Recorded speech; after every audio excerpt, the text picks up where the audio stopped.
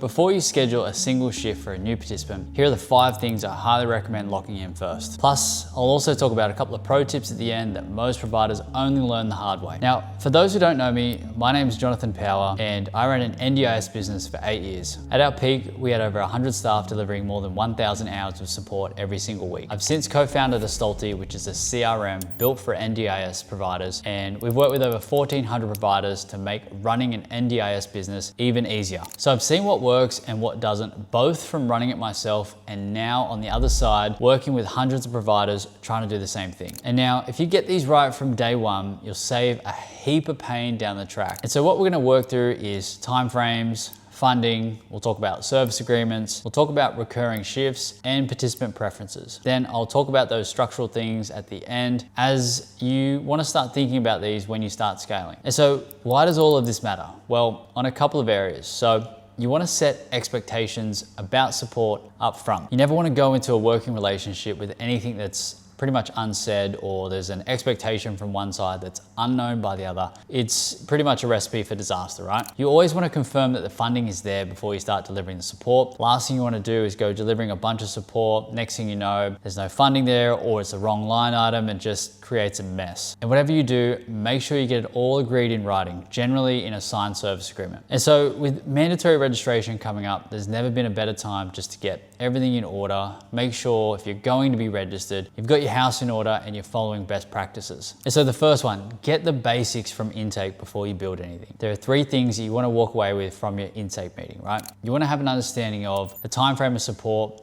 the hours of support, and what line items you're going to be billing under. These 3 things kind of feed into everything else. And I'm not saying that they're the only things. I'm just talking about from a service agreement generation point, from a making sure that you've got all the right information in terms of, the back end stuff, right? Plenty of other stuff. I'm not going to go into that here in terms of support plan, assessing risk, all that sort of stuff. It's super important. I'm just not going to touch on it here. And so we'll talk about a couple of things: the budget, the quote, the service agreement, and the schedule. Without that information, you're pretty much guessing, right? And guessing in this line of work just doesn't end well. And so let me break down each one. Time frame. And just to be clear, you don't need a full year budget built before you start. And so at a minimum, you need to know when the support starts and when will it cease, or in most cases, when the plan will end. Sometimes you're supporting someone for a full year. Sometimes it's an 8-week block. Just make sure everyone agrees on the delivery time frame before the first shift is even scheduled. Hours. So you want to know how many hours of support you're delivering. Normally this pops up in the intake process. You meet with the participant, they say something like, yeah, we're looking to get support, we'd like assistance with travel training, and we'd like to do that on a Monday. During the conversation, you're pretty much gathering an idea about how many hours you're talking about.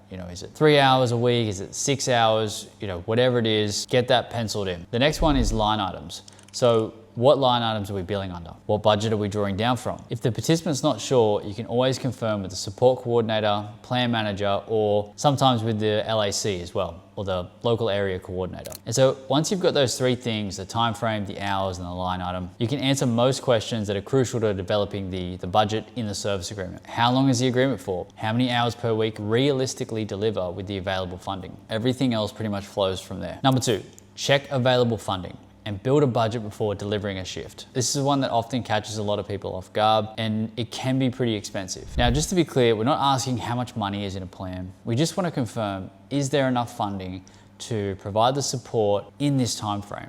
Whatever you've budgeted for. So you can ask the participant, you can check with the support coordinator. In some cases, the plan manager, you can actually check with them as well. And this is super important, right? Because I've seen providers go and deliver weeks and weeks of support, go to claim, and then find out there's no funding there. Now, that's a huge problem, right? That could be hundreds, if not thousands of dollars worth of work gone. And for a provider that's operating on thin margins, this could be the difference between operating profitably and running at a loss. So need to check this stuff first. So don't deliver a single shift until you've confirmed that there's funding available. Number 3, get a signed service agreement in place before support starts. The service agreement is a record that both parties understand what's getting delivered, at what frequency. Is it weekly? Is it monthly? What's it going to cost and for how long? Once you've got your quote ready, put that into your schedule of supports, add that to your service agreement. The agreement will generally go to the participant, or in some instances, the nominee or guardian. Now, I'm gonna be doing a few shameless plugs in these videos. So in Astalty, you can get this done in less than 10 minutes. You can go from creating the budget, to generating the service agreement, and then sending it directly to the participant with our DocuSign integration, all from within Astalty. No other platforms, no other integrations, no calculators, no Word docs, no converting it to PDF, just straight from Astalty. If you want to see that, I'll leave a link in the description. All right, so don't start support on a handshake. Get a signed service agreement in place before the first shift is delivered. Number 4, create a master roster. Set and forget. So once you've got the signed service agreement and the funding's ready to go, you've confirmed everything, this is what creates a lot of work for new providers. A lot of people are, especially in the early days, just rostering week by week. They're doing a roster for the next week, and then next week rolls around, they have to do it again. And rather than kind of creating a master roster, finding someone who can do that support on every Monday, and then just scheduling that ongoing until the end of the plan or the support period, it's creating additional work every single week, right? So find out someone who's available every Tuesday at 10 a.m., put them on the shift on a recurring basis, and then you don't need to think about it, right? It's set and forget. Now, as things change, someone's on leave, someone could submit a leave request. If you're using software, it's super easy. You might get into the habit of publishing your roster 2 weeks in advance. A lot of providers do. And then if someone submits leave for that 2 weeks you're about to publish, you swap the roster out, you put someone else on, but the base roster stays intact. And the master roster just runs itself, right? Set and forget. If you're doing it weekly, you have to think about it every single week. You have to have conversations with people every single week. You have to contact people and say, hey, can you do this shift? And if you want to scale, you need to just set and forget. And you can't do that if you're rostering the same thing every single week, having the same conversations. So number 5, get preferences out of your head and into the platform. And so we kind of spoke about at the intake process, gathering support plan information, super important. Person-centered care, as cliche it is, as it is very important to supporting someone. And in the early days, a lot of that information is gonna be in your head, probably in your notepad. As you start to grow and scale, you wanna get that information into a system, right? Because eventually, if you do start to grow, you're gonna have to bring someone else in. They're gonna handle the rostering, and whatever information that you've got in your head needs to be shared with them as well. And if you're training them and then trying to get the information into the system at the same time, it's gonna be a bigger job, right? So the sooner you get all the information out of your head and into the system, the better. Now, the best part of this is it kind of doubles as a retention strategy, right? The better support that you can provide to someone, the more likely you are to retain them. And great support starts with knowing how to support someone. And if you've got that information there for your rostering person, your team, it makes a hell of a difference to your business. So document the preferences as you go. Future you, your rostering team, all your participants are gonna be better off for it. Start thinking about time slots. Now, this one, a lot of providers don't really think about. It's generally will only happen in like community access and in-home support, but when you're growing and bringing on referrals, general times are all gonna be, your 9 to 2s, your 10 to 2s, right? And what you find is you get a lot of participants with a 10 o'clock start. And so for every new referral you take on, you're gonna need another worker to fill a 10 o'clock start, unless it's on a different day. But that only scales to a certain degree, right? So think of it like Tetris. If every piece lands in the same spot, the board fills up fast and nothing fits cleanly anymore. The goal is to spread the load, right?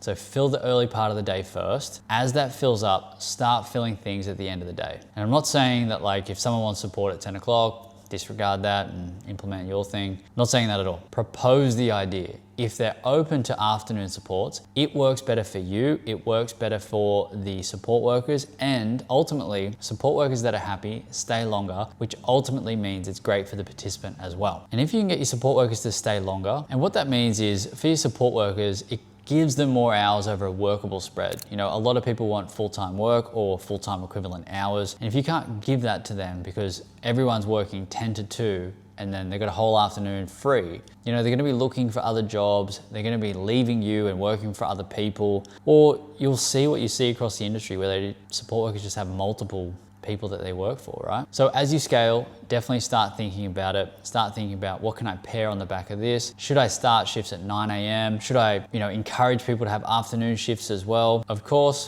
participant preferences, keep them front and center, but nothing wrong with asking, right? So the next one, set clear expectations around ad hoc supports and notice periods. So in the early days, when you're new to business and you're just kind of growing, you say yes to everything. A participant calls you say, yep, give us a call, we'll organize it. You find someone to do the shift tomorrow, it's easy enough. You need the revenue, you wanna build the business, and then saying yes to everything is kind of a must. Ad hoc supports draw from the same funding pool as the planned supports, and every unplanned hour delivered is an hour that won't be available later in the weekly shift. Set clear expectations around ad hoc supports and notice periods. And so in the beginning, it's super easy just to say yes to everything. And the thing that you need to remember is if you continually say yes to supports, that ad hoc support is drawing down from the original budget. So at some point in time, the participant is going to have to go without additional support or potentially lose a few supports towards the end of their plan. And I think it's important that participants understand that, and that if they are calling and asking about additional supports, that your rostering team is equipped to have those conversations and say, look, more than happy to organize that support, just so you know you might need to forego support into the future because we haven't budgeted for this. Now, in the event that you are going to budget for this, it's a different story. Maybe you chat with a coordinator, maybe you increase the amount in your service agreement and things like that, which, if you want to go down that path and get a new service agreement every time you say yes, or check funding every time that you say yes to an ad hoc support, it's up to you. I personally wouldn't recommend it. It's just additional work, right? But I do think it's important to keep tabs on these things so you know how much funding is remaining in your original booking. So that's one piece. The other piece is notice. And so let's say as you grow, you get more and more participants calling you to organize ad hoc supports. Rostering is just a beast. I'll just say that. And then as you grow, more people call in sick. You have more pressure on you, from all angles, reducing overtime, things like that. If you are under the expectation that if I call you, you can organize a support tomorrow, that's additional pressure for your rostering team. And rostering is already a pretty high pressure role. The team's managing call outs, fill-ins, having difficult conversations sometimes, letting people down when people call in sick. Like all of that pressure and stress falls on your rostering team. So if they have extra pressure to meet a participant's needs at the drop of a hat, that pressure compounds. And so I would recommend implementing a policy which is we will do our best. However, we need at least a week's notice before we can implement any ad hoc support. And you might think, that's quite a long time. Surely you could fill a shift in that time. It's probably. But again, it just comes back to looking after your rostering team, not giving them too much pressure or putting them under too much stress while still trying to meet the participant expectations. And so just to summarize, the 5 things I'll be doing before scheduling a shift for a new participant is 1, get the basics from intake, time frame, hours, and line items. 2, confirm the funding's actually available before you deliver any support. 3, get a signed service agreement in place before support starts. 4, build a master roster, set and forget. 5, get participant preferences or any information about a participant out of your head and into your platform. Get those right from day one and you'll save yourself a heap of pain in the long run. And so if you want to see more videos like this, be sure to subscribe to the channel, hit the like button, and I'll see you in the next one.